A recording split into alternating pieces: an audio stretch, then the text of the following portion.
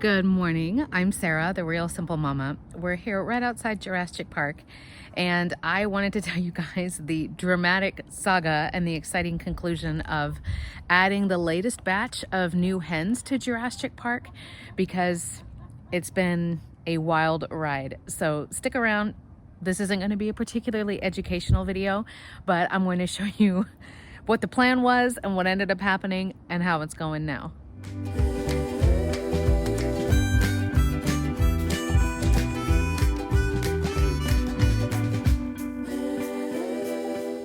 So good morning. Thank you for being here. Again, thank you for your patience with me. I did a life update video recently, you can see here, that talks about all of the changes that have been happening with Real Simple Mama and some things that won't change. So we're around, but my life has gotten very different the last couple of months. But this video is, I'm not really going to talk about how to integrate new chickens. I do have that educational content here on my channel, but I wanted to talk about this version of integrating chickens and what happened. And so this is going to be sort of long and winding and kind of dumb, but I had to do a video on it because the last few weeks have just been ridiculous as far as the chickens are concerned.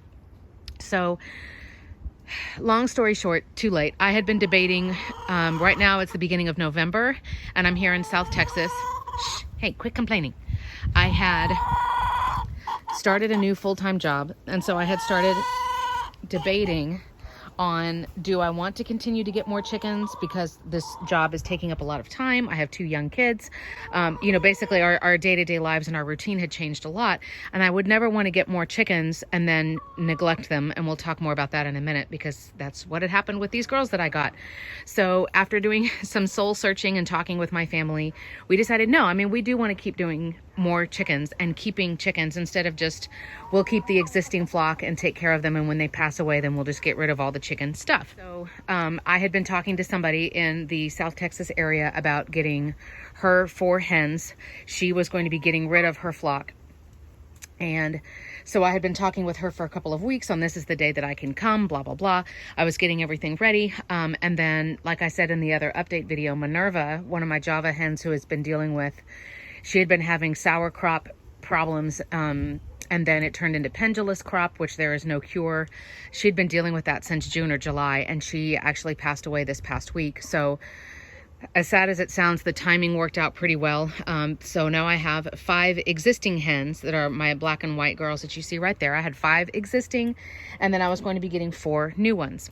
Now, you see the new ones in here right now. That is not what you're supposed to do when you get new chickens. You're supposed to, and this is what I teach on my channel and what I've always done, is when you get the new chickens in, I personally choose to deworm them. I medicate them so that they're not bringing in any illnesses, any diseases or anything. Like I said, I deworm everybody, and I keep them quarantined, not even in the run to where it's like, I'm right here, but I'm in a cage. Like, no, I put them on the other end of my yard, like a good 50 feet away, so that everybody can kind of hear each other. They're kind of starting to get used to the fact that there's other chickens around. But again, there's no risk of them hurting each other. There's no risk of us passing, if there were any kinds of pests or parasites or anything like that. And I keep the new girls separate for usually like at least a week and a half, 2 weeks. It depends on, what works with my family schedule and everything like that. So that's what you're supposed to do. The reason I'm making a video about these new girls is because that's not what ended up happening. So what we ended up doing, tick, tick, tick, tick, is we went on a Saturday to this lady's house to get, like I said, her last 4 chickens. She had problems with too many roosters, so she got rid of the roosters. And then the remaining hens had all been bullying each other. And so I guess her being pregnant and her, again, just like I did, reevaluating her life, said, I can't keep these girls anymore. I'm not taking good enough care of them. So when we went, there were 4 hens that I was going to bring home. And they were in bad shape. And I had seen photos of them. I was aware that bullying had been going on, but this was ridiculous because not only was there a situation, this is the one we're calling Red for right now. She's the best looking of the 4. So you can see she's got a little bit of where you see white on her. That's like the fluffy part of like the down of her feathers. That's not supposed to be exposed. So she's pretty much fully feathered, right? She looks pretty good. She's the best looking one of the 4. The other 3 look terrible. but their water was absolutely filthy. Like there were like their droppings everywhere. Like this lady, and you know, I'm not judging her, but at the same time it was like, oh, these chickens are in bad shape. And normally I wouldn't want to pay for chickens like this. Like if you want to give them to me and I'll adopt them, that's fine. I wouldn't normally pay for them, but me being the empath that I am, I knew if I said no and I backed out of the sale, which I had a right to do, but if I backed out, those chickens were not going to be taken care of. They weren't going to be loved. And I knew I couldn't drive away and leave them there, knowing that their water was like disgusting. They had no plants around, no shade. And so it was like, ugh. So I took the 4 of them. But unfortunately, the 2 that you see right now, the 2 production reds, they were the 2 bullies. And then there's 2 other girls that I'll walk over and show you in a minute. And so it was like, oh, geez, what are we going to do? I only have 1 quarantine zone. So I can't have the bullied over here and the bullies over here and then my existing flock. Like I only have 1 other place to put them. So we brought them home. You know, we dosed and medicated everybody. I did a medical check on everybody. You know, we're knocking out any possibility of any kind of respiratory illness. They got dewormed, blah, blah, blah. Came out the next morning to check on the quarantiners. And the 2 girls who had been bullied were like, they looked worse. They were bloodied again. And it was like, ugh. So I made a bad decision and I said, all right, well, these guys have been medicated. They don't have any signs of mites or lice or anything like that. I've dewormed them. I can't leave 4 chickens in this tiny little space where there's 2 bullies and 2 that are getting beaten up and bloodied, because you know what's going to happen. The 2 that are getting beaten up, it's going to kill them eventually. Or it's going to take them months and months to recover. And like I said, I'm trying to do the best I can with what I got. I can't go drop $300 on another chicken coop right now. Like that's just ridiculous. So we took the 2 bullies and basically said, all right, good luck. And we dropped them in here. So they did not get separated and quarantined from my existing girls for weeks and weeks. It was like less than 24 hours. I know that's not what you're supposed to do.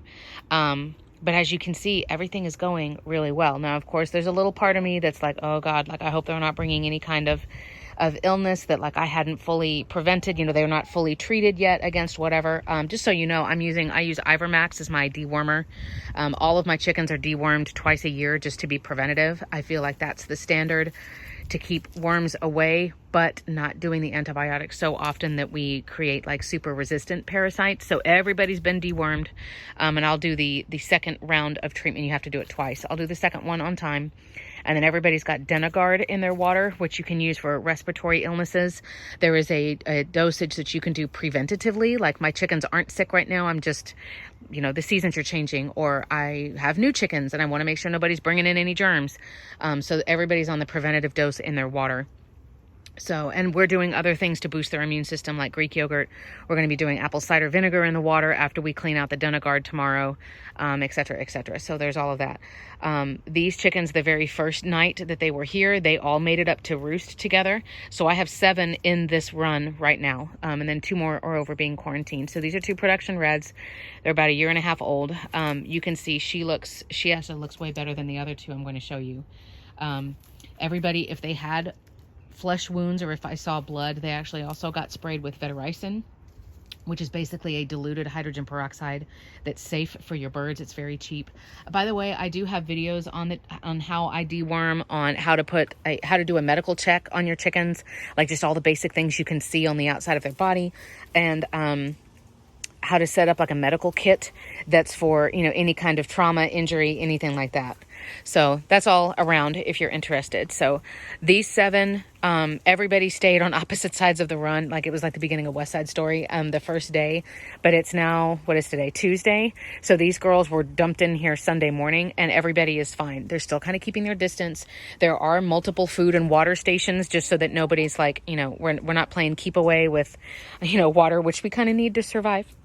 But these girls, I can just tell they like brightened up so much when they got in here. They ate out of our hand the first day. They love my kids. They come right up to the kids. They're not afraid of my dogs. So I know in my heart, yes, this was really stressful. And yes, it didn't go according to plan. And we just have to cross our fingers for the things that are not in our control. But I am happy that I got them out of there because they would not have healed. Nobody would have gotten better. They didn't have a quality life. They had no access to plants. There was no shade. They were literally just in a plain dirt run, and then in a really filthy shed was their coop. And it was just gross. So I know that they're super happy. They're getting treats every day. We're going to get their feathers growing back with some extra protein. They get to be around plants. This is a huge hibiscus right here that's extra calcium. These girls are already laying eggs, which a lot of times when something traumatic happens to a chicken, or even a big change, like you move them, they won't lay eggs for a couple of weeks, right? Like their body's just getting adjusted and they were kind of in shock. They're already laying eggs for me. So it's been really stressful. Hopefully it continues to be a good story. I'm going to walk over and show you the other chickens now. It is a black Australorp and what I think is a lavender Orpington, which I'm just thrilled about because it's going to take her a while to recover, but she's going to be gorgeous. Everything is crazy. It's kind of like you guys, when you get new chickens, do what I say, don't do what I did this time. But I was doing what I needed to do so that the two girls that are on the bottom of the pecking order, the ones you're about ready to see, they have a chance to heal. They have a chance to relax. They are also eating out of my hand. So without further ado, I'm going to shut this off. I'm going to wander over there and I'm going to show you who else we brought in. All right, so I'll get closer in a second, but I wanted to show you this setup. I know it looks absolutely terrible. This would not be a long-term place to keep anybody, but this is the best place for me to put that little Avituvin coop that I reviewed earlier this year. It's bungee corded. It's got predator locks on everything. We put a predator border around the bottom. There is rabbit wire and stuff that this has been moved so I can get in here, but it's to keep my dogs from getting over here. And then they're up against a fence on 2 walls. So this is the best that we can do right now with the time and the money and the resources that we have. But this is what we do when we're quarantining new chickens. And as you can see, here's where I am now, right? And this is my shed. Back behind my shed on the opposite corner of my yard. There's Jurasschic Park over there. So that's probably, no, it's more than 50 feet. I don't know how far away it is, but obviously there's no cross-contamination going on right now or anything. So unfortunately, and I'm embarrassed to say this, but I'm happy to, make myself look dumb so that I can teach everybody. I tried to have the 4 new chickens all in here together and thinking, please just make it like just for a week. I can keep an eye on everybody. Everybody can start healing. But of course, in this little space, that didn't happen. And so those 2 reds that you already saw were beating up on these 2 girls who were already getting beaten up at that lady's place. Tick, tick, tick, tick, tick, tick. I'm coming over to check my little quarantine girl. So this is a black Australorp on your left, and what I think is a lavender Orpington on your right, I think. Tick, tick, tick, tick, tick, tick. They're good girlies. Tick, tick, tick, tick, tick, tick, tick, tick. And so I'm using my little chicken voice, my little chicken call as they eat good things, and then they'll associate me with that. But I'm checking on them. We're going to move them over into the main coop today. We're going to do the 2nd round of deworming medication today, just as a precaution. Tick, tick, tick, tick, tick, tick, tick, tick. They're good girlies. Girlies. You know it's good when you get cat food all over your face, right? Tick, tick, tick, tick, tick, tick. Tick, tick, tick, tick, tick, tick. So we're still thinking of names for these girls, and they were at the bottom of the pecking order at the old flock. So I don't know if you can see their back is really bare. The bullying started with a rooster. The former owner got rid of the rooster, and then all the hens started bullying each other. So these girls have had a rough few months, right? But we're getting this extra protein every day. They're being left alone. They will not have a rooster in their life anymore, right, girlies? So we're just giving their bodies time for them to grow their feathers back, for them to get their strength back, for them to heal, right? Clean water offered 24/7. We did do a round of Denegard in their water just as a preventative, right, girls? And then I'm not giving them any fresh fruit and greens right now. I'm only giving them snacks that have protein. So they get this little can of cat food every day. They're getting mealworms, sunflower seeds, grubblies, that kind of thing. They'll get fresh fruit and veggies eventually just to balance out their diet. But for right now, trying to get, there you go, you can see those pin feathers coming back in, but they're both going to be just absolutely beautiful once we get all healed up, right, girlies?